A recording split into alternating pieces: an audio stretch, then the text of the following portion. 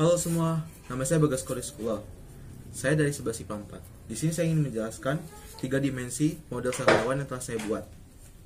Pertama, untuk bahan yang saya gunakan adalah styrofoam, origami, lilin, tusuk gigi, serta kertas. Waktu yang saya butuhkan untuk membuat ini adalah 6 jam. Di hari pertama saya membutuhkan 4 jam dan di hari kedua untuk penyempurnaan saya membutuhkan 2 jam. Biaya yang saya keluarkan adalah 15.000. Untuk masuk ke bagian ciri, sel hewan merupakan sel eukariotik yang memiliki ukuran sebesar 20 mikrometer. Sel hewan ini memiliki ion yang terdiri dari sodium, potasium, kalsium, serta klorida. Terus ada juga makromolekul. Makromolekul sel hewan ini terdiri dari karbohidrat, lipid atau lemak, protein, serta nukleotida. Nah, masuk ke bagian ciri fungsi antara bagian-bagiannya. Pertama, saya masuk ke membran sel atau membran plasma. Membran sel ini berfungsi sebagai reseptor pelindung sel hewan dari lingkungan luar. Nah, membran plasma ini bersifat permeable, seperti transpasif dan transaktif. Nah, selanjutnya masuk ke ribosom. Ribosom ini yang sebelah sini tuh masuk ke ribosom bebas. Jadi ada dua. Pertama tuh ribosom yang di area kasar dan ada yang ribosom di ribosom bebas. Ribosom ini berfungsi sebagai pensintesis protein. Lisosom berfungsi sebagai pencernaan interseluler dan juga berfungsi berperan dalam proses autofagi. Autofagi bisa disebut juga merupakan proses pencernaan atau menelan zat-zat asing. Terus ada autofagi. Autofagi berfungsi sebagai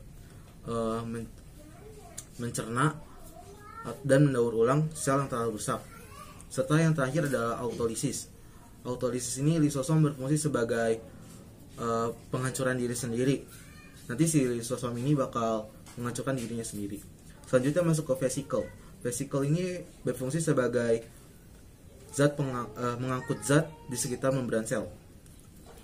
Vakuola berfungsi badan Golgi. Badan Golgi berfungsi sebagai penghasil vesikula membran sel, kuning telur, serta akrosom spermatozoa. Selanjutnya ada mikrofilamen. Mikrofilamen berfungsi sebagai penguat dari seluruh sel.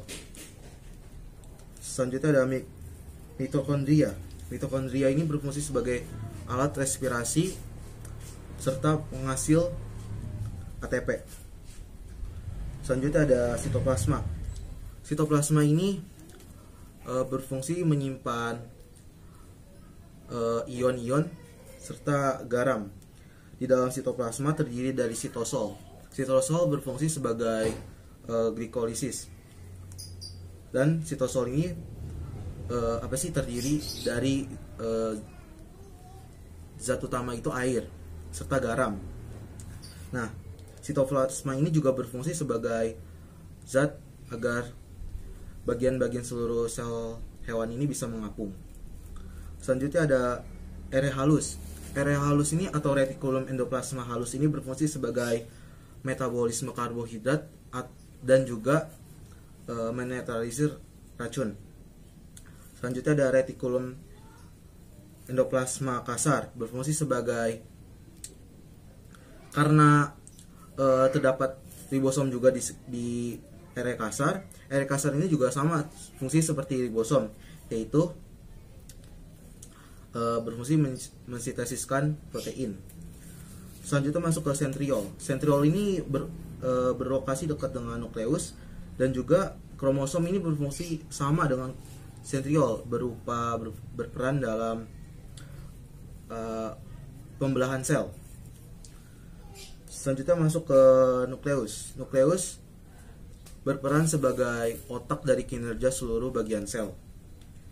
Nukleolus ini menyimpan informasi genetik dari sel seperti DNA atau RNA dan RNA. Yang terakhir ada mikrotubulus. Mikrotubulus ini berfungsi sebagai penguat dari sel atau pembentuk sel. Nah, untuk tambahan materi, sel hewan ini memiliki 3 makromolekul, yaitu tadi protein. Protein ini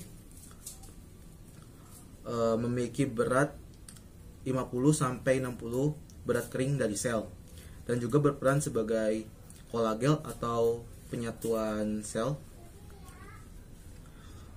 Dan juga selanjutnya ada lipid atau lemak. Ini terdiri dari tiga yaitu fosfolipid, glikolipid, serta kolesterol.